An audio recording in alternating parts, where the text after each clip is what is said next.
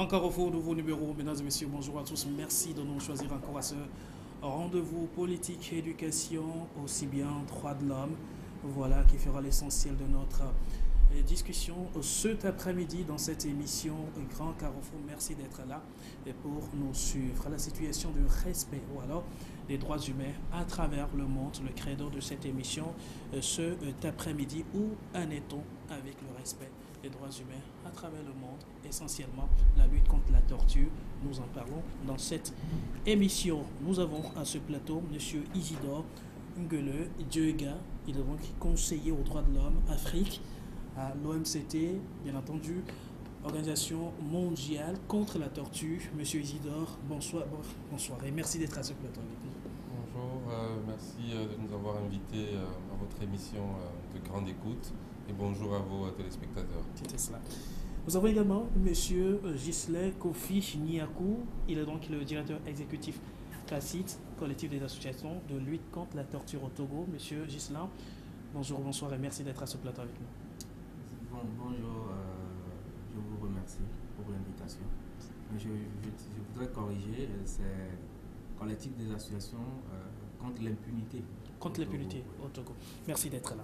Eh bien, je vous disais tantôt, Monsieur Isidore, vous êtes au Togo il y a de cela quelques jours pour le compte de l'OMCT, Organisation mondiale contre la torture. Eh bien, cette mission effectue des descentes périodiquement au Togo. D'entrée de jeu, est-ce qu'on peut savoir le but irréel de ces visites de l'OMCT au Togo, très général? D'entrée de jeu, je souhaite d'abord dire que l'Organisation mondiale contre la torture est un mouvement mondial d'organisations et d'associations spécialisées dans la lutte contre la torture, notamment la prévention de la torture, la répression des actes de torture, l'accès à la justice pour les victimes d'actes de torture et a fortiori de la réparation pour les personnes qui ont été victimes d'actes de torture. Donc dans ce cadre-là, nous travaillons avec les sociétés civiles dans le monde entier pour leur apporter notre soutien dans le travail qu'elles font dans leurs pays respectifs en ce qui concerne le respect des standards internationaux en matière par exemple de conditions de détention dans les milieux carcéraux, dans la surveillance de la mise en œuvre de la Convention contre la torture, dans l'adoption des lois par exemple, dans la conformité entre les définitions de la torture dans leurs pays respectifs et ce que prévoit la Convention internationale et les autres textes internationaux en la matière. Donc voilà le travail que nous faisons et c'est ce qui explique notre présence ici au Togo depuis quelques jours. Vous savez, le Togo a ratifié la Convention contre la torture et le Togo présente déjà depuis qu'il a ratifié cette convention un rapport de mise en œuvre de cette convention. Donc le 23 juillet prochain à Genève, l'État du Togo sera présent devant le comité contre la torture pour présenter son rapport, son troisième rapport en la matière.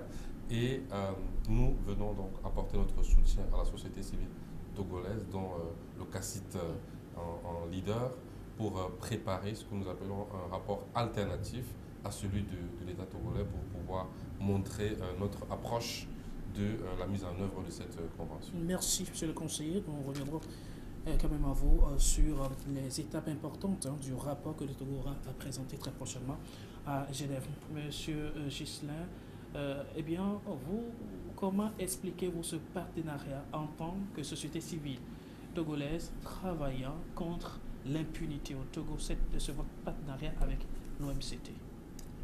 Oui, je pense que la société civile, que ce soit au niveau national ou international, ne peut répondre aux défis en matière de protection, de promotion des droits de l'homme en travaillant en synergie. Je pense aussi qu'il est utile pour les organisations nationales comme les nôtres d'avoir des répondants au niveau de Genève, puisque c'est un peu le siège de toutes les organisations internationales, c'est le siège des Nations Unies en matière des droits de l'homme. Le bureau du ACDH, du Haut Commissariat des Nations Unies aux droits de l'homme, se trouve à Genève. Donc, avoir des répondants comme organisations partenaires nous facilite l'accès au système des Nations Unies, contribue à renforcer nos organisations aussi, parce que c'est des organisations qui ont de la solidité et qui nous apportent de la matière en termes d'outils, en termes de renforcement de capacité, en termes d'accompagnement. Je pense qu'avec le MCT, nous faisons un travail depuis un bon moment qui porte des fruits. C'est vrai que nous sommes en train de réfléchir à des stratégies encore plus idoines pour renforcer l'action de la lutte contre la torture au niveau national, mais aussi au niveau africain. Et nous avons déjà initié un groupe de travail avec des avocats africains. Nous sommes en train de réfléchir aussi à un groupe d'experts sur la migration en lien avec la torture aussi. Donc j'avoue que tout cela, c'est dans une démarche de pouvoir mieux faire à chaque fois et de pouvoir compter, que ce soit au plan national, mais surtout au plan de Genève, sur des organisations comme l'OMCT qui nous épaulent pour y arriver. Alors ce partenariat a une portée contraignante, ce partenariat avec l'OMCT bien sûr, a une portée contraignante bien sûr, au regard du respect des droits humains sur le plan national. Alors, le partenariat lui-même n'a pas une portée contraignante. Nous sommes des organisations, nous avons pensé qu'il serait utile d'avoir des répondants à Genève, qu'il serait utile d'avoir cette collaboration entre nous, avec l'OMCT, avec d'autres organisations aussi, sur les questions de torture. Je pense que là où il faut parler de contraignant, c'est plutôt au niveau des tests internationaux qui sont ratifiés par le Togo et qui sont, une fois que ratifiés, le Togo est contraint de les respecter. Raison pour laquelle il est appelé à venir représenter des rapports sur la mise en œuvre de ces conventions qui sont contraignantes en son endroit. Mais nous, nos organisations, autant que nous sommes, nous collaborons en bonne intelligence pour que l'accompagnement qui peut être fait aux autorités, que ce soit au Togo ou dans d'autres pays où l'OMCT intervient, nous serons à Cotonou la semaine prochaine ensemble pour travailler avec la société civile béninoise sur un rapport alternatif à produire. Donc, ce travail-là d'accompagnement des autorités à la mise en œuvre de la Convention contre la torture, nous le faisons en synergie, en bonne intelligence, et ce n'est pas nullement une quelconque contrainte. C'est ça. Merci. Alors, monsieur le conseiller, comment expliquez-vous aujourd'hui la situation du respect des droits humains de façon générale, à travers le monde, essentiellement parce que vous êtes pour l'Afrique en Afrique? Disons que la situation des droits de l'homme demeure un défi important. Il faut mettre tout cela dans le contexte actuel du monde et se dire que les défis restent importants. Il y a eu d'énormes avancées. Il y a de normes internationales et nationales de grande valeur qui ont été adoptées et qui sont aujourd'hui mises en œuvre. Je parlais tout à l'heure de la Convention contre la torture, mais il y a des conventions dans presque tous les secteurs qui régissent notre vie. Et de nombreux États ont ratifié, y compris le Togo, une bonne partie de ces conventions, ont accepté la compétence des organes de traité qui surveillent les mises en œuvre de ces conventions, ont adopté des lois au niveau interne pour mettre en œuvre et conformer leur législation interne à ces conventions.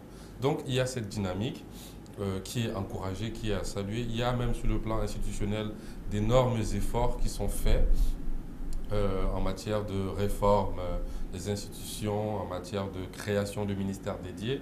Nous avons appris avec beaucoup d'intérêt qu'il y a un ministère aux droits de l'homme qui a été créé récemment au Togo et dans plusieurs pays. En Côte d'Ivoire, où j'étais en fin d'année dernière, ils ont créé un secrétariat aux droits de l'homme dédié spécifiquement au suivi de toutes ces conventions et à leur mise en œuvre.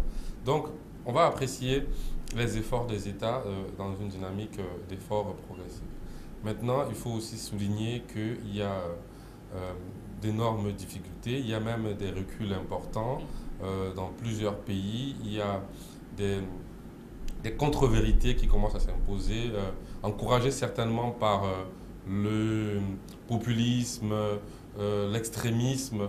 On remarque donc qu'il y a par exemple en Afrique la montée de l'extrémisme violent et du terrorisme constitue une grande menace pour le respect des droits de l'homme et un recul important dans certains pays.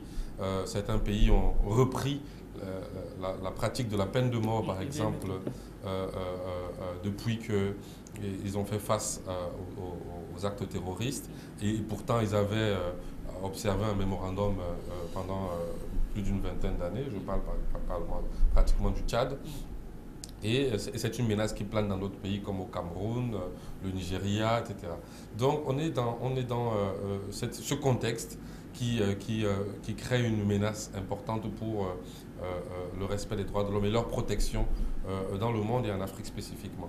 On peut aussi observer une tendance à la répression et aux exactions et aux abus lors des manifestations publiques dans plusieurs pays. Le droit de manifester, le droit de se rassembler, le droit d'avoir une opinion a connu des reculs importants. Il ne faut pas oublier qu'en Afrique, au cours des années 90, il y a eu des avancées importantes. Les gens se sont sacrifiés, ont fait des années de prison. Certains ont perdu la vie pour nous obtenir des libertés fondamentales précieuses. Et on peut constater aujourd'hui qu'il y a une tendance à les remettre en cause, qu'il est difficile pour les populations d'exprimer leur désaccord en manifestant. Il est difficile pour les organisations de la société civile de dénoncer la malgouvernance, la corruption, des actes administratifs en inadéquation avec la loi. On finit en prison, on finit torturé, on finit traité de manière inhumaine et dégradante. Et on peut citer des pays ces dernières semaines, au Zimbabwe, au Soudan, même au Togo d'ailleurs, au cours des 2 dernières années, la population allant dans la rue a fait face à d'énormes violences policières. Donc ce sont des reculs qui sont inacceptables. Il faudrait que lorsque la marche du monde, la marche de l'Afrique acquiert un certain nombre de garanties sur le plan des libertés fondamentales, qu'on puisse les verrouiller dans nos lois et dans nos pratiques institutionnelles pour ne pas avoir à revenir dessus. C'est cela. Merci, M. Isidore. Alors, M. Ghislain Niakou, et vous êtes sur le terrain, vous travaillez dans l'intérêt du respect des droits humains.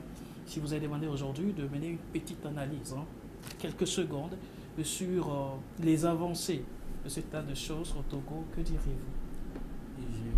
Je dirais d'emblée qu'il y a eu des avancées.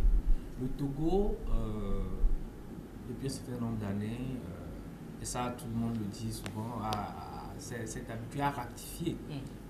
La plupart des conventions sont ratifiées par le Togo. L'essentiel n'est pas là. Bien sûr, mais j'en viens. Donc, mais c'est un bon début. Parce que ça contraint par exemple l'État aujourd'hui à présenter un rapport. Si l'État n'avait pas ratifié la convention contre la torture, on ne serait pas en train de vouloir évaluer. Donc c'est déjà un pas. Et de vouloir évaluer, c'est une contrainte à la fois dans la légalité, mais aussi c'est une contrainte morale pour l'État de vouloir aller dans le sens du respect. Et donc des actions peuvent être faites parce qu'il y a de la matière pour travailler. La société civile a de la matière pour pouvoir faire l'évaluation, par exemple. Si les tests ne sont pas ratifiés, comment pourrons-nous alors travailler? Donc je pense que c'est un pas important. Le Conseil l'a dit tout à l'heure, il a dit qu'il revient aussi de verrouiller ces tests-là dans l'ordonnancement juridique national pour pouvoir renforcer l'action de prévention et de lutte contre la torture ou de respect des droits de l'homme. Ce travail se fait aussi à travers nos plaidoyers. Je peux dire qu'en 2012, quand le Togo est passé devant le comité contre la torture, notre test de loi pénale, le code pénal, ne contenait pas encore l'incrimination de la torture. On a dû faire des plaidoyers, des actions ont été faites. Il y a eu cette recommandation au niveau du comité contre la torture à l'époque. Et aujourd'hui, avec le plaidoyer et le suivi de la mise en œuvre des recommandations, nous avons un nouveau code pénal criminalisant la torture. Donc il y a eu un pas qui a été franchi en ce sens. Il y a la CNDH, la Commission nationale des droits de l'homme, qui ne portait pas en son sein ou dans son organisation le mécanisme national de prévention, on s'interrogeait où le loger. Il est maintenant logé au sein de la CNDH et la CNDH s'apprête à revoir sa configuration pour tenir compte de ce mécanisme qui est un mécanisme important parce que la question de la torture, c'est la prévention qui est la plus importante parce qu'une fois que la dignité de la personne est atteinte, une fois que la personne est atteinte dans sa chair ou dans son psychique, c'est difficile de recouvrer totalement une personne. Donc la prévention est importante. Et donc ce mécanisme-là de prévention de la torture pour lequel on a fait des plaidoyers, on a fait des actions et qu'aujourd'hui va être bientôt opérationnel, est aussi un des acquis de ces actions que la société civile a faites, mais aussi un des engagements que l'État a pris et qu'il est en train de faire l'effort de respecter. Et donc de ratifier ces tests-là est très important. C'est le b.a.-ba qui donne de la matière à faire des actions. Sinon, on ne pourra pas avancer. Et donc, c'est à saluer que le Togo ratifie ces tests. On encourage d'autres pays à aller dans ce sens. Parce que, comme je le dis et je le répète, c'est ça qui donne la base de la matière pour pouvoir travailler. C'est cela. Mais il y a encore des choses à revoir, hein, forcément sur le respect des droits humains. Bien sûr, bien sûr. Vous aviez posé la question, je pense que j'ai occulté un peu cette partie. Bien sûr, aujourd'hui, je m'en vais emprunter encore les propos du conseiller Isidore qui dit tout à l'heure que au niveau des manifestations, depuis par exemple le 19 août 2017, on a connu encore une régression du respect des droits de l'homme. Nous avions publié des rapports, il y a eu beaucoup d'autres organisations qui ont sorti des informations, Amnesty a réagi, d'autres, sur le non-respect ou le recul du respect des droits de l'homme dans notre pays.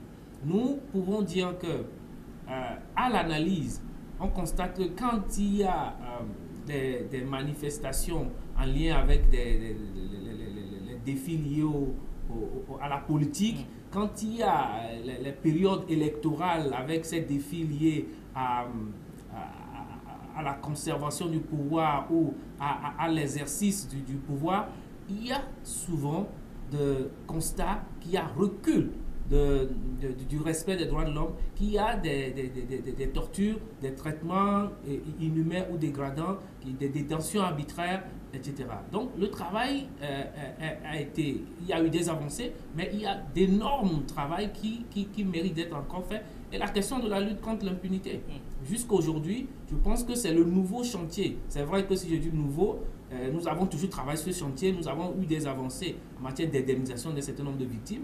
L'État, pour les victimes de 2014, a indemnisé certains. 2005, on vient d'apprendre que certaines victimes ont encore été indemnisées. Le HCRUN est en train de faire un travail dans ce sens d'indemnisation des victimes. Mais il faut relever que le travail qui mérite d'être fait aujourd'hui, c'est la lutte contre l'impunité des auteurs, des présumés auteurs ou des auteurs d'actes de torture ou de violation des droits de l'homme. Ce travail au niveau national mérite d'être renforcé et qu'on ait des résultats manifestes pour s'assurer que définitivement nous avons pris un nouveau tournant. Le premier était naturellement ratifier les tests, mettre en place les institutions. Maintenant, le second niveau sera de véritablement sanctionner les auteurs de violation des droits de l'homme pour décourager la récidive. Voilà, merci beaucoup. Alors, monsieur le conseiller, l'OMCT en soi est-elle un tribunal des pairs? Je ne sais pas ce que vous entendez par tribunal des pairs, mais l'Organisation mondiale contre la torture est une association, hein, c'est une organisation non gouvernementale qui a impulsé un mouvement mondial. D'autres associations comme elle, qui agissent, elles, dans leurs pays respectifs, afin de créer une forme de ceinture autour de la Convention contre la torture, c'est-à-dire que la sacraliser, se rassurer qu'elle soit respectée et mise en œuvre dans chaque pays en conformité avec les différentes dispositions de la torture. Alors, dans sa structuration, il n'y a pas un système de pression sur les États signataires, c'est cela? Non, nous ne sommes pas un organe des Nations Unies. Donc, le comité contre la torture, c'est le comité qui est un organe de traité. Nous sommes une ONG qui travaillons dans l'objectif de faire respecter la Convention. Donc, pression, oui, comme toutes les organisations non gouvernementales, nous mettons la pression aux États, nous mettons la pression aux organisations internationales comme les Nations Unies ou les organisations intergouvernementales pour se rassurer que les autres enjeux comme la politique, comme l'économie, comme la géopolitique, la géostratégie, ne prennent pas le pas, ne prennent pas le dessus sur le respect des droits de l'homme. Parce que c'est des choses qui peuvent arriver. Il arrive dans certains pays que pour des intérêts économiques, qu'on ferme les yeux devant des graves violations. Il arrive que pour des intérêts géostratégiques, le pétrole, le diamant, l'or, etc., que tout le monde accepte de faire Et nous, oui, on fait la pression en la matière, mais cette pression est faite sur tout le monde, en fait, sur toutes les entités qui ont la responsabilité de faire respecter la Convention. C'est cela. Alors, nous ramenons le débat d'un niveau un peu plus bas et lisible à tout le monde. Qu'est-ce qu'on entend d'ailleurs par la torture? Parce que depuis là, nous parlons de lutte contre la torture. Il va falloir qu'on comprenne un peu la notion de torture. Qui est torturé? Quand peut-on dire qu'on est torturé? Alors, on peut dire qu'on est torturé lorsque on subit des actes qui produisent une souffrance ou des douleurs aiguës, atroces, émanant d'agents de l'État ou de personnes agissant en son nom, dans le but de nous extorquer des aveux, de nous obtenir des informations, de nous humilier, de nous rabaisser, de nous infliger des souffrances. Alors oui, dans ce cadre, on parle de torture. Donc, pour faire simple, la torture est caractérisée par au moins 3 choses. D'abord, la souffrance ou les douleurs aiguës que subissent les personnes torturées. Ensuite, le but recherché, qui est en fait obtenir des informations, par exemple, ou bien intimider, faire souffrir, humilier, avilir. Et troisièmement, la qualité du tortionnaire, qui est en fait une personne dépositaire de l'autorité de l'État. Ça peut être un policier, ça peut être un agent du service pénitentiaire, ça peut être toute autre personne qui agit en qualité de l'État ou en son nom. C'est-à-dire que ça peut aussi être une personne qui donne un ordre, etc., pour que la torture puisse se faire. Donc voilà les conditions dans lesquelles on parle de torture. On peut aussi parler de torture lorsque, même si ce n'est pas un agent de l'État qui est directement impliqué, l'État ne fait rien pour prévenir ou pour réprimer l'acte de torture en question. Ça veut dire que si des tiers qui ne sont pas des acteurs étatiques, donc des personnes lambda, comme on le dit classiquement, exercent des actes d'une certaine douleur prononcés les uns sur les autres dans le but de les intimider, torturer, humilier, etc. Et que l'État, qui est mis au courant, ne fait rien pour empêcher que cet acte se produise ou alors pour sanctionner les responsables de cet acte, cet État portera la responsabilité de cet acte de torture. C'est ça. Alors, M. Ghislain, est-ce qu'on peut avoir certains types de formes de torture de façon lisible et concrète? Je dirais que vous voulez des images en fait. Mais genre, on met la tête de quelqu'un dans l'eau pendant longtemps pour qu'il s'étouffe, on lui met un sac sur la tête, on l'enchaîne à une chaise pendant des heures, des jours, on le prive de nourriture, on le jette dans un cachot où il est dans un enclos très restreint pour ne pas bouger, etc. Ça, c'est des images. Mais l'idée qu'il faut retenir de la chose, c'est la souffrance que l'on inflige à un être humain et le fait de porter atteinte à sa dignité de manière criarde. Et ce que l'on peut dire aussi, c'est que la torture peut être constitutive de torture aussi, des conditions où, privant la personne de liberté, on le met dans une situation, situation dégradante. On parlerait d'abord de la personne subit un traitement cruel ou dégradant. Mais ça peut être constitutif de torture selon la jurisprudence internationale si cette situation se prolonge et que rien n'est fait pour y remédier, parce qu'au final la personne va commencer par souffrir de manière aiguë et donc ça peut être considéré de torture aussi. Ça aussi, c'est à tenir compte, notamment en parlant des conditions de détention où les personnes peuvent être dans des conditions avilissantes. Cette condition prolongée peut être par la suite considérable de torture.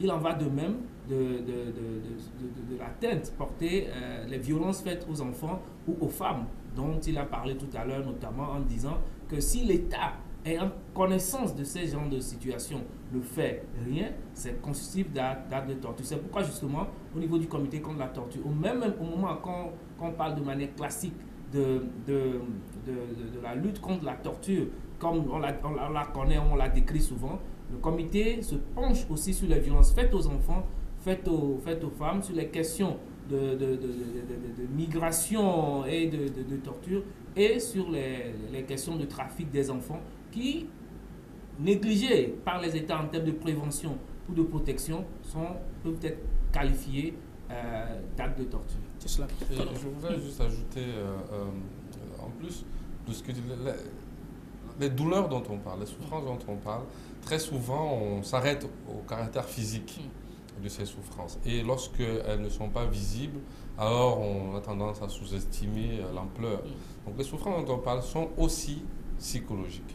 Donc on n'a pas forcément besoin de vous entailler un doigt, ou parce que vous demandiez tout à l'heure quels sont les types de violences, etc., qui caractérisent la torture. Elles ne sont pas toujours visibles, mais voilà, on peut vous faire des simulations de meurtre, par exemple. Tous les jours, on vient tirer à côté de vous en vous faisant croire qu'on va vous atteindre. Tout cela vous affecte psychologiquement et est constitutif d'actes de torture.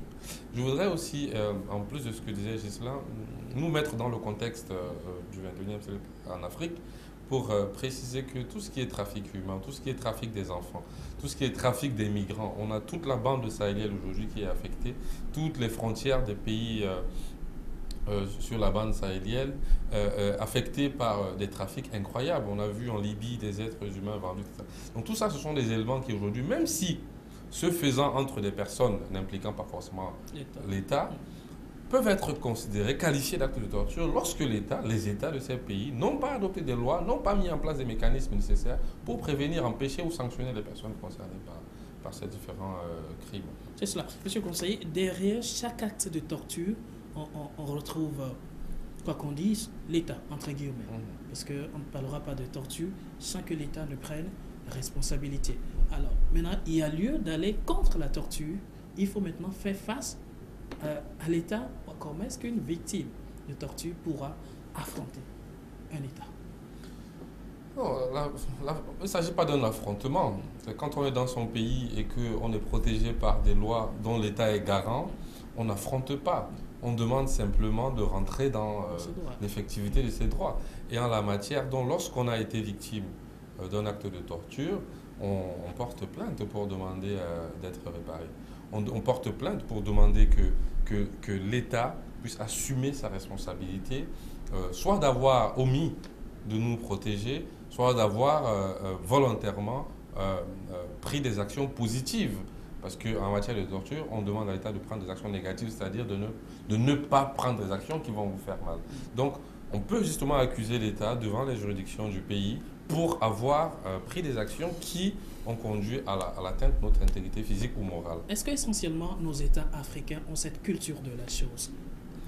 C'est ce que nous disions tout à l'heure quand on a commencé la discussion en disant qu'il y avait eu des évolutions. La ratification de tous ces instruments internationaux dont on parle, l'adoption des lois sur le plan interne. Parce que lorsque les lois ne sont pas adoptées sur le plan interne, ça démontre que l'État n'a pas la volonté ou n'a pas la culture de la chose.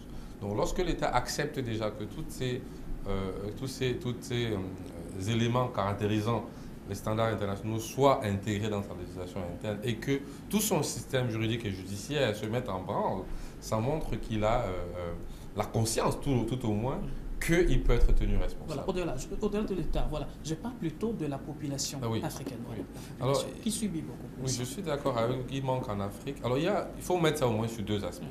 Le premier aspect, c'est que dans plusieurs pays d'Afrique, il manque ce qu'on appelle la culture du contentieux, la culture du litige. Le réflexe d'aller se plaindre lorsqu'on a subi un préjudice. Ça doit être l'objet d'une éducation, d'une sensibilisation, et nos organisations le font. Nos organisations accompagnent les justiciables dans leur quête de justice. Nos organisations font du plaidoyer pour que les personnes victimes aient accès à la justice et que l'impunité ne soit pas la règle. Donc ça, c'est le premier axe. Le second axe, c'est qu'il faut aussi savoir que lorsqu'on est victime, on n'est pas que victime, comme je le disais, d'un acte qui nous porte préjudice physiquement ou moralement ou mentalement.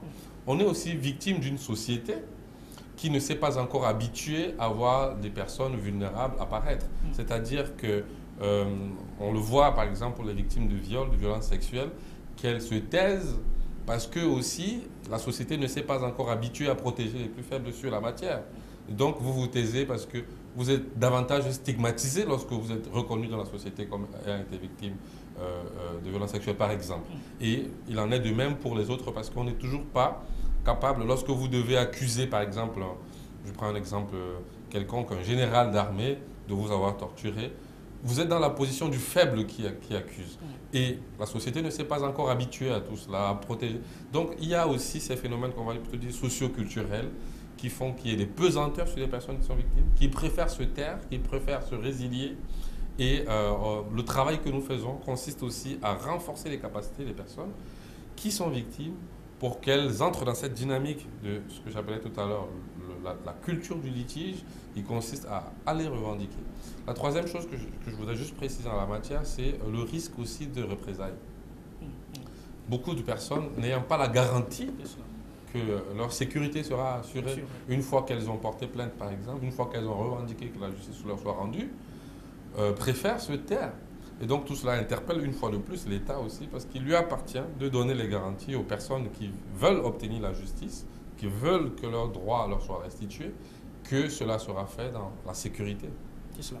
Alors, M. Ghislain, revendiquer ses droits ou alors porter plainte lorsqu'on se sent torturé, bon, d'une manière ou d'une autre, reverser plutôt à la question de la justice administrative. Entre-temps, le CACIT avait pris ce point au sérieux et a mené des sensibilisations sur la question de la justice administrative. Aujourd'hui, qu'est-ce qu'il en est? Est-ce que véritablement le citoyen togolais est imbibé du fait qu'il est en position de réagir lorsqu'il se sent menacé dans ses droits? Je pense que Isidore l'a dit, la culture en Afrique n'est pas dans le sens de porter plainte, d'aller dans le sens d'un litige. Nos organisations, en train de faire un travail sur le terrain, un travail de sensibilisation, de renforcement des capacités des différents acteurs pour accompagner la dynamique des populations à maîtriser les outils et à pouvoir s'en servir, notamment à avoir la culture du litige, comme dit, on avait l'habitude de dire la culture du porte-plainte. Et ceci porte un certain nombre de fruits quand même. Nous pouvons dire que depuis un certain nombre d'années, le nombre de plaintes que nous avons pu déposer a augmenté par rapport aux victimes de violations des droits de l'homme. Il y a eu des décisions salutaires aussi qui sont venues, malheureusement, pas des juridictions nationales, mais de la Cour de justice de la CEDEAO, qui a permis d'octroyer des indemnisations à un certain nombre de victimes. Cela montre, c'est vrai que l'État a exécuté certaines de ces décisions, mais les auteurs, les présumés auteurs elles-mêmes n'ont pas été inquiétés. Mais cela montre tout de même, une fois que la justice de la CEDEAO condamne l'État à payer, ça montre qu'il y a eu quelque chose qui s'est passé. Et donc que l'État doit penser à travailler en ce sens. Cela montre aussi que nos juridictions nationales ont du boulot dans la lutte contre l'impunité. Et donc pour nous, il s'agit de renforcer l'action de sensibilisation des populations pour qu'elles maîtrisent la question du porter plainte, qu'elles sachent que si elles ont il y a une violation de leurs droits, elles doivent pouvoir porter plainte. Donc quand se plaignent, c'est vrai que quand elles vont porter plainte, il y a de fortes chances que ça ne prospère pas, parce que nous n'avons dans notre pratique, il n'y a pas à ce jour des décisions connues sur des auteurs de torture ou d'actes de violation des droits de l'homme dont on a des décisions rendues connues au niveau national. Ce travail, comme je l'ai dit d'entame, c'est un travail qui va être fait, renforcé dans la lutte contre l'impunité, qui est l'un des chantiers sur lequel le CACIT travaille prioritairement. Et donc, ces personnes refusent aussi à cause du système où ils n'ont pas confiance dans l'appareil judiciaire. Et ils ont raison parce que en réalité, l'appareil judiciaire à ce jour n'a pas donné les gages démontrant qu'elle peut protéger ces victimes. Et le gouvernement donc a du travail à faire en ce sens. Comme je l'ai dit tantôt, la Cour de la CEDEAO donne des signaux en rendant ces décisions. Je pense que de plus en plus les gens doivent pouvoir faire confiance à cette cour aussi, parce qu'on n'a pas besoin de porter des plainte. décisions qui ne sont pas souvent accompagnées des mesures contraignantes, monsieur Justin. Non, ce que je dis, c'est la CEDEAO, les décisions de la CEDEAO sont des décisions contraignantes pour les États. La preuve, ce n'est pas, on ne dit pas, on ne communique pas toujours autour des décisions qui sont rendues, parce qu'on a des actions de plaidoyer à faire, mais l'État indemnise dans certains cas.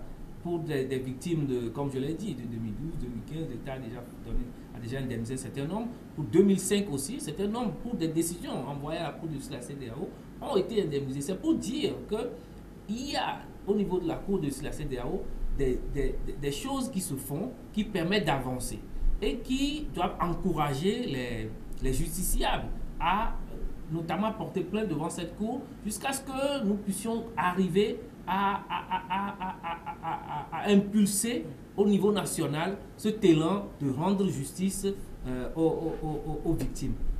Je le dis parce que si la victime sent qu'au niveau national, elle n'a pas la possibilité d'avoir gain de cause, d'avoir justice, qu'elle se sente de plus en plus rassurée qu'au niveau de la CEDEAO, c'est possible. Et elle n'a pas besoin de porter plainte au niveau national. Elle peut directement porter plainte au niveau de la CEDEAO pour une violation des droits de l'homme. C'est possible. Maintenant, c'est en termes de comment alors pouvoir aller devant cette cour.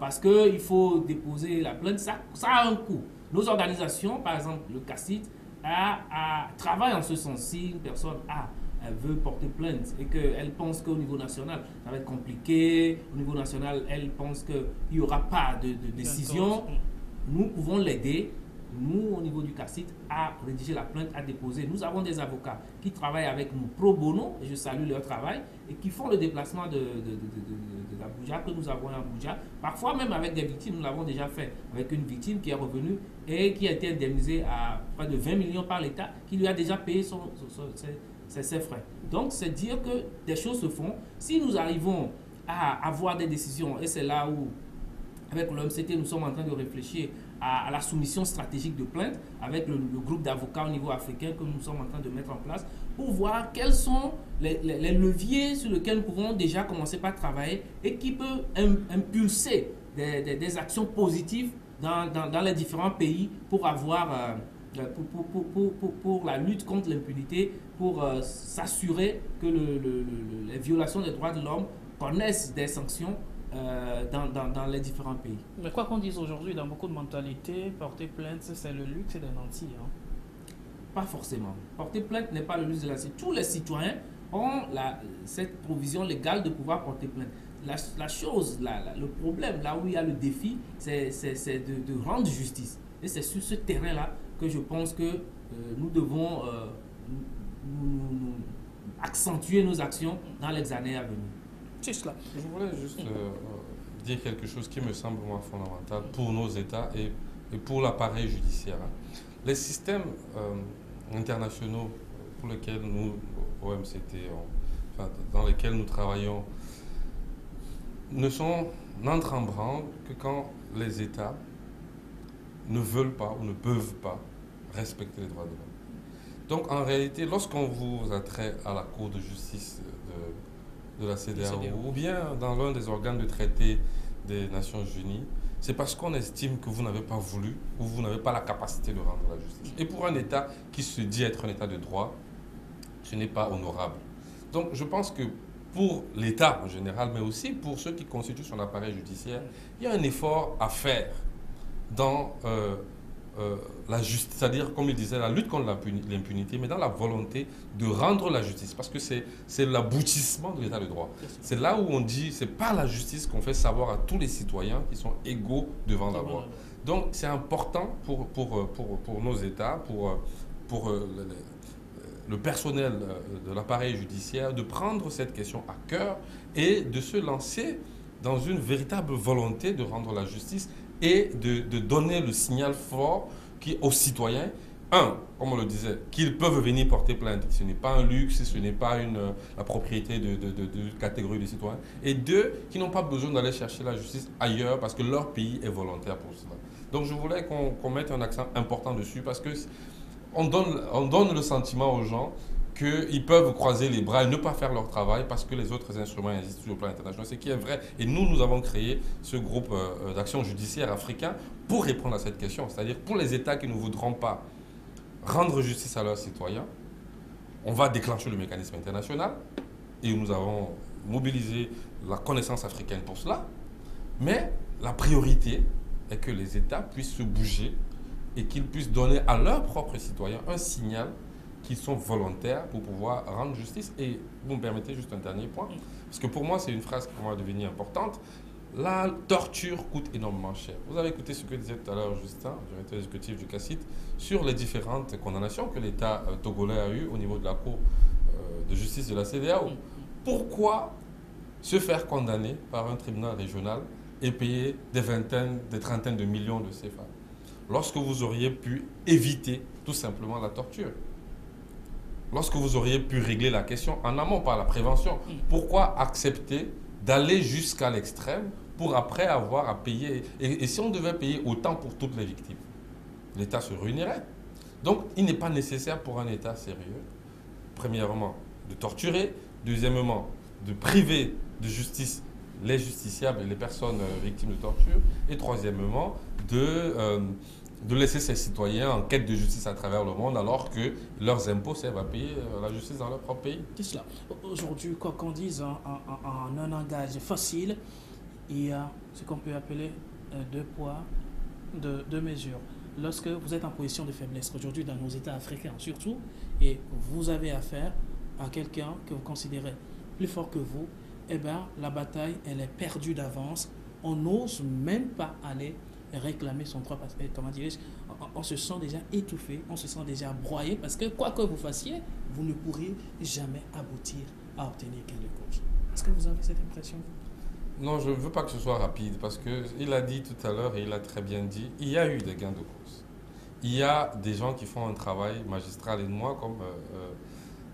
Là, c'est à des portées élevées. Hein? Oui. Retournons dans mon petit village où un petit paysan a été brimé et puis il a affaire, je ne sais pas, peut-être un petit chef du village qui a ses bras, ainsi de suite, ainsi de suite. Vous pensez qui peut vouloir affronter à tous ces liens et obtenir gain de cause? C'est pas évident. La culture du litige dont nous parlons réside proprement en cela. Premièrement, il faut arrêter ce défaitisme qui consiste à s'auto-condamner avant même qu'une justice se soit saisie de la question.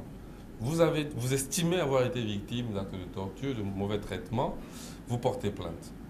Ne prenez pas d'excuses. Pourquoi portez-vous plainte systématiquement? Pour la pure et simple raison que pour avoir accès à d'autres mécanismes, exclus le mécanisme régional, sous-régional, pour avoir accès à d'autres mécanismes sur le plan régional et international, il faut avoir épuisé les voies de recours internes. C'est-à-dire, il faut avoir porté plainte sur le plan national et avoir prouvé que la justice nationale n'a pas voulu se saisir de votre cause. Donc, le premier réflexe, vous le petit paysan, vous la dame de ménage, vous le prisonnier dans un cachot quelque part au nord du pays, à l'est ou je ne sais pas où, le premier réflexe que vous avez, c'est porter plainte parce que ça sera le début de votre procédure au niveau interne ou éventuellement au niveau externe. Donc, si on n'a pas cette habitude, alors on s'auto-flagelle et on s'auto-condamne.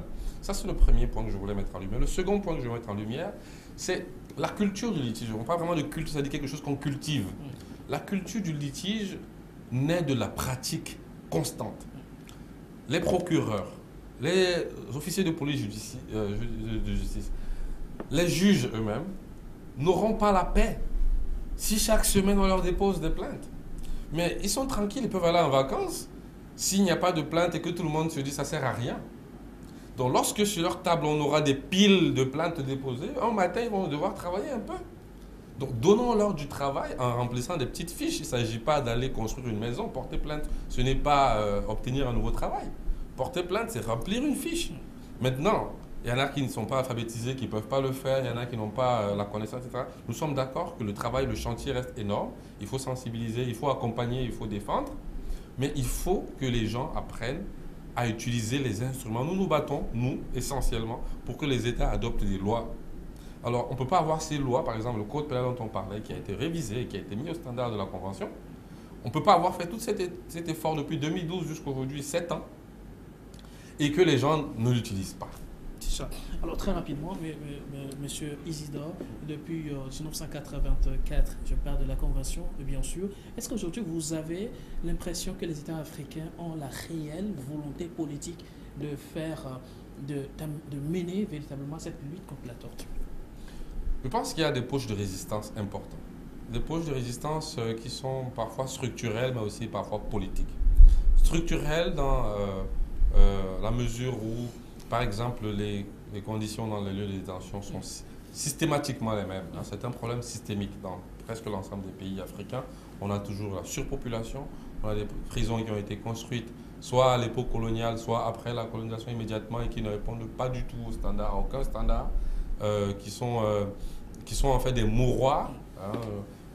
Beaucoup de prisons, quand on regarde ici au Togo par exemple, au cours des 10 dernières années, il y a eu des centaines de morts, près d'une centaine, pas d'une centaine de morts dans les prisons, parce que, essentiellement liés aux conditions de santé, l'accès à un médecin, le fait que le milieu lui-même, les murs, soient si vétustes que les gens parfois ont des problèmes de poumons, de respiration, etc. Donc, ça peut être des questions structurelles qui font que les États n'y arrivent pas. Et même ces questions structurelles encore peuvent être liées à la volonté politique.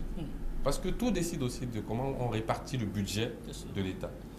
Est-ce qu'on décide qu'on va donner la belle part au fonctionnement en achetant des belles voitures et en équipant l'armée, ou alors on va se donner le défi de pouvoir améliorer les conditions de détention?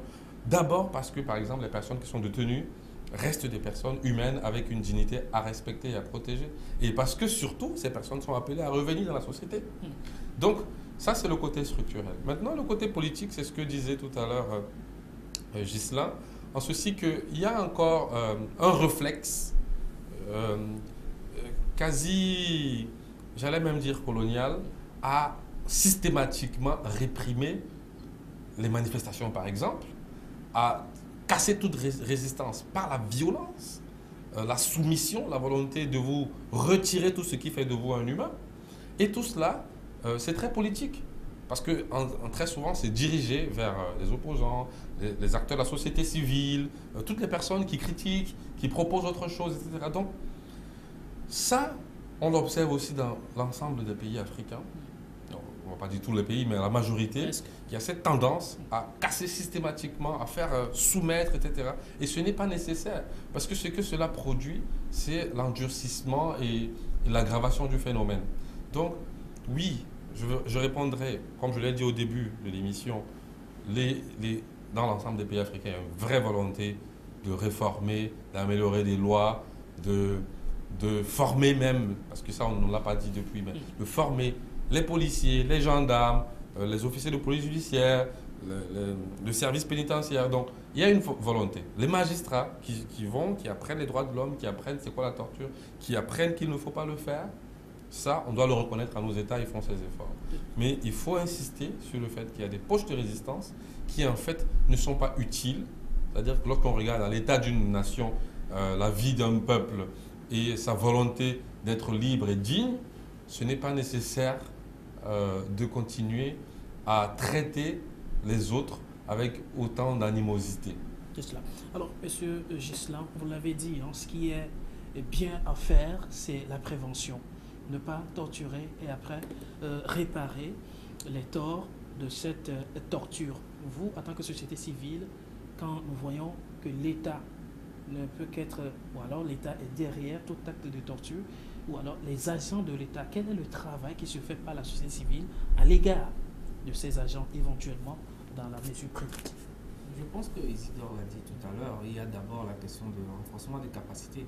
Parce que parfois aussi, s'il y a une certaine culture qui existe avant que tu ne rentres dans un corps, c'est difficile de t'en défaire si tu n'es pas au courant, par exemple, que l'État a des engagements, a pris des engagements. Si tu n'es pas au courant, par exemple, qu'il y a tel et tel test qui interdisent un certain nombre de choses. Donc, le renforcement de capacités des agents étatiques est très important.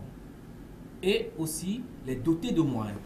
Parce que s'ils n'ont pas les moyens, le réflexe d'un homme qui n'est pas protégé lui-même, c'est de réagir. Donc, si l'agent qui fait le respect manifestations. Vous le faites souvent, ce renforcement des capacités au CACIT? Oui, bien sûr, nous Les le agents. faisons, nous le faisons. Nous sommes même en passe d'en faire encore avec le MCT. Et cette année, on est en train de penser à faire un renforcement des capacités des agents en charge de l'application de la loi, des agents pénitentiaires, donc notamment des magistrats. Nous avons fait au cours de l'année qui vient de s'écouler des formations à Lomé et au nord du pays aux magistrats avec l'école de magistrats à Lomé. Nous sommes en contact avec l'école de police pour pouvoir faire des formations, et le ministère de la Sécurité justement, pour pouvoir faire des formations pour les agents en charge de l'application de la loi. Et donc c'est les élections qui notamment n'ont pas permis de pouvoir faire la formation, mais nous espérons finaliser les échanges pour pouvoir faire ces formations au cours de cette année. Donc nous le faisons et nous entendons renforcer cette action. C'est en prime à l'État de faire ce genre d'action, mais la société civile a le rôle d'accompagnement dans la mise en œuvre des recommandations. Et certaines recommandations disent justement qu'il faut renforcer les capacités des agents en charge de l'application de la loi, qu'il faut renforcer leur dispositif de travail, la CNDH aussi notamment. Et donc, c'est quelque chose que nous faisons et nous sensibilisons aussi ces agents, nous sensibilisons aussi les populations parce qu'en réalité, quand on parle de la lutte contre la torture, quand on parle du respect des droits de l'homme, c'est toute la population. C'est à la fois les autorités, mais aussi les citoyens qui doivent maîtriser les tests pour pouvoir, au niveau de la prévention, comme on le dit, si le citoyen, s'il a un comportement civique adéquat, ça permet aussi de prévenir la torture parce qu'il n'y aura pas des provocations pour que l'agent qui ne se sent pas protégé parce qu'il n'a pas les moyens en vienne à vouloir porter atteinte à la dignité de quelqu'un. Donc c'est un tout sur lequel nous travaillons et notre démarche est dans un sens où l'autorité doit comprendre que c'est une démarche d'accompagnement d'abord, même s'il nous arrive de dénoncer, et c'est normal parce que si à un moment donné on sent qu'il faut en urgence faire une certaine dénonciation pour que quelque chose, une violation cesse, il faut. Si on pense qu'il faut parfois dénoncer pour qu'un certain nombre d'actions se fassent parce qu'on n'est pas entendu, il le faut parce que c'est la dignité de l'homme qui est en jeu. Mais prioritairement, c'est des actions dans le sens du plaidoyer, d'accompagnement, de l'engagement que l'État lui-même il a pris au niveau international, d'où l'élaboration des rapports alternatifs, les rapports périodiques que nous sortons, les rencontres que nous faisons avec les autorités pour démontrer notre volonté en tant qu'acteur de la société civile à jouer notre partition, c'est-à-dire les accompagner dans la mise des des recommandations que eux-mêmes ils ont volontairement prises. C'est cela. Alors, M. Ghislain, très rapidement, notre temps est parti. En juin prochain, le Togo sera devant le comité de la torture à Genève pour son rapport périodique, le deuxième d'ailleurs. Qu'est-ce qui attend le Togo à ce rendez-vous? Ce qui attend le Togo devant le comité contre la torture, c'est de faire l'évaluation de la mise en œuvre des recommandations depuis les 4 dernières années et de voir ce qui peut être fait pour relever les défis.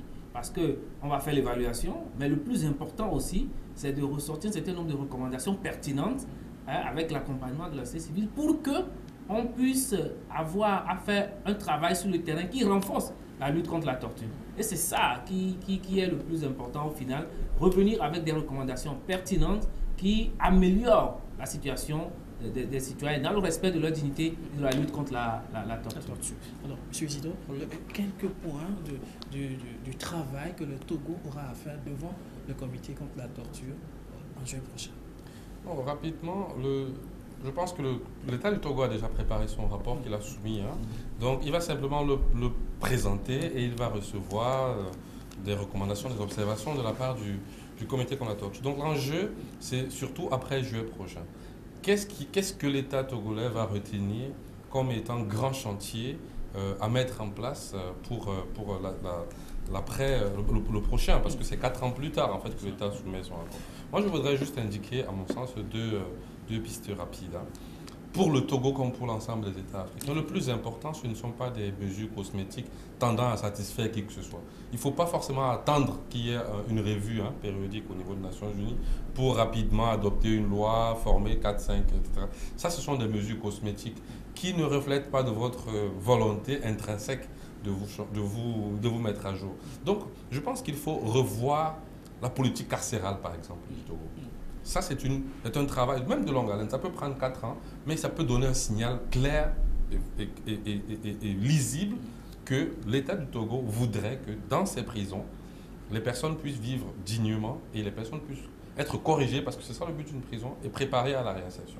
Une politique claire, volontariste, qui apparaît comme un modèle sur le reste du continent. Et on va commencer à citer votre pays ailleurs comme étant une référence continentale. Voilà une forme de volonté claire après un passage comme celui-là qui indique que voilà un exemple à suivre. Il y a aussi la politique pénale. Est-ce que votre politique pénale est une politique punitive, humiliante, ou une politique corrective, restaurative, où on restaure l'humain qui s'est coupé du lien social par un acte criminel et qui doit être remis? Alors pour cela, est-ce que pour chaque poulet volé au marché, on va être jeté en prison, on ne va pas pouvoir rencontrer des avocats, sa famille, et finalement déconnecter, de telle sorte que quand on sort de là, on n'est même plus admissible par la société. Donc l'État doit réviser. On parlait surtout des peines alternatives, des peines pénales, de ce qu'on appelle aujourd'hui la justice restaurative, que beaucoup de pays commencent à adopter. C'est-à-dire comment est-ce qu'on met le bourreau, la victime et la société ensemble pour permettre de se reconstruire après qu'un acte comme celui-là a été posé. Donc je pense que ce sont des grandes lignes que l'État du Togo peut explorer. Et surtout, parce que c'est un État qui fait des efforts, qui met en œuvre les observations qu'on lui... Alors, se présenter aux autres États pairs comme étant un exemple. Il n'a pas les ressources du Nigeria ou de l'Afrique du Sud pour compétir sur le plan économique. Mais il peut compétir sur le plan des droits de l'homme. Il peut donner un signal clair sur ce plan-là. Alors, M. Ghislain, le Togo peut relever ce défi, hein? Oui, bien sûr. C'est des objectifs atteignables. Sinon, pourquoi est-ce que nous faisons le travail que nous faisons sur le terrain? Nous pensons que c'est des objectifs atteignables. Et je m'aligne pour finir sur ce qu'Isidore a dit. Oui, l'État togolais peut en faire un des objectifs au niveau national, mais pour son image internationale, dit je voudrais donner un gage de respect des droits de l'homme. Je voudrais donner un gage d'amélioration des conditions de détention, du respect de la dignité humaine comme un modèle sur le continent africain, un modèle même dans le monde. C'est un objectif atteignable pour le Togo. Ça peut, on n'y pense pas vraiment, mais la question de la justice, ça donne la paix et ça donne le développement. Et de respecter les droits de l'homme peut impulser un développement incroyable pour le Togo. Ça peut devenir un chantier de tourisme, un chantier d'investissement, un chantier de sécurisation des capitaux, etc. Donc il faut voir le travail que nous faisons en matière de respect des droits de l'homme aussi en ce sens d'un travail qui accompagne le développement. C'est cela. Alors, monsieur le conseiller, est-ce qu'on peut prétendre aujourd'hui à une torture zéro à travers nos États? Oui, bien sûr que c'est l'objectif recherché. L'objectif recherché, et ce n'est pas un idéal seulement. C'est une réalité qui peut être atteignable. Comme il le disait, à partir du moment où, parce que vous savez, la tendance en Afrique aujourd'hui, c'est l'émergence.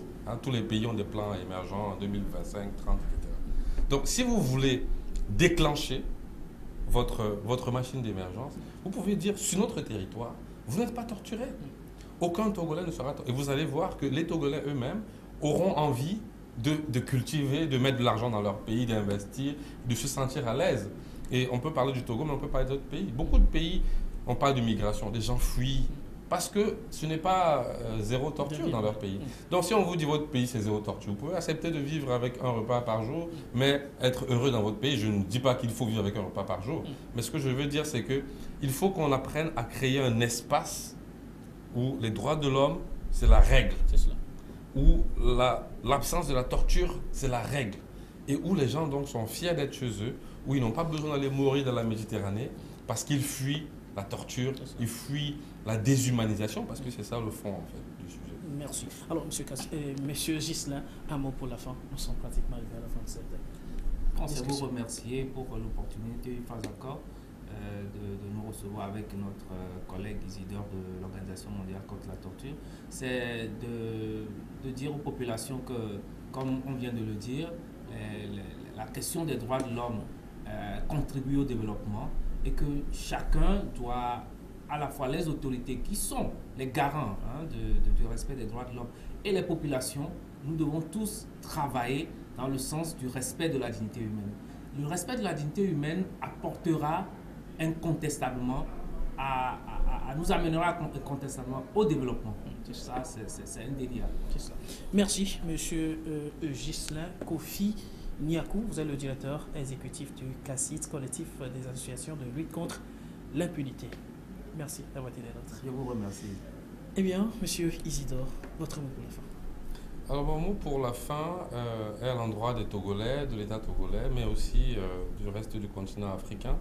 Les droits de l'homme, ce n'est pas une importation. Les droits de l'homme, c'est ce qu'il y a d'intrinsèque à chacun d'entre nous. Le refus d'être torturé, c'est ce qu'il y a de plus profond entre nous. Vous savez, Mandela, et c'est ce qui a donné naissance aux règles dites Mandela aujourd'hui, Rubena Line, comme on l'appelle. Il a été torturé. Quand il est sorti, il a dit plus jamais sur notre continent, on doit être torturé. Donc c'est quelque chose qui est d'abord propre à nous comme Togolais, à nous comme Africains, et ça doit être notre idéal. Et donc nous invitons chacun à en faire son objectif, à ne pas s'accommoder pour quelque raison que ce soit, dans quelques circonstances que ce soit, des actes de torture. Merci. Monsieur Isidore Ngele Djoiga. C'est cela, hein? C'est bien ça, prononcé. absolument. Très bien, vous êtes le conseiller aux droits humains à l'OMCT, l'Organisation mondiale contre la torture. Merci d'avoir été là. Merci, c'est moi qui vous remercie. Merci, chers téléspectateurs. Restez toujours avec nous sur la radio-télévision d'État Santé. À très bientôt. Merci. Merci.